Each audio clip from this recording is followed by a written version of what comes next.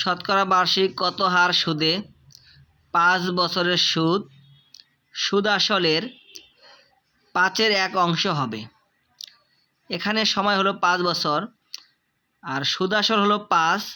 সুদ আসলের 5 ভাগের 1 ভাগ হলো আপনার সুদ, অর্থাৎ এখানে সময় হলো 5 বছর, সুদ আসল হলো 5, সুদ হলো আপনার 1। তাহলে আসল হলো সুদ আসল বিয়োগ সুদ। সুদ আসল হলো আমাদের 5 বিয়োগ সুদ হলো 1, অর্থাৎ আসল আমাদের বের হলো 4। তো আমরা জানি I ইকুয়াল PNR ভাগ 100। এখন আমাদের সুদের হার বের করতে হবে, তাহলে আমরা আর গুণন করি। নিচের 1 দিয়ে যখন করব PNR ইকুয়াল হবে I গুণন 100,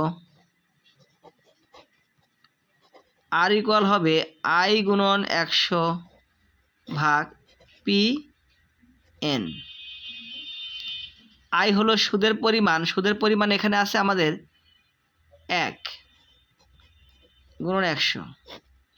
পিতে হলো মূলধন বা আসল, আমাদের বের হয়েছে এখানে 4, তাহলে 4 গুণন N হলো সময়, সময়টা দেওয়া আছে এখানে 5 বছর। আমরা যখন কাটাকাটি করব 5 20 100, 4 5 20, 5 কে 5 অর্থাৎ 5। তাহলে সুদের হার হবে 5%।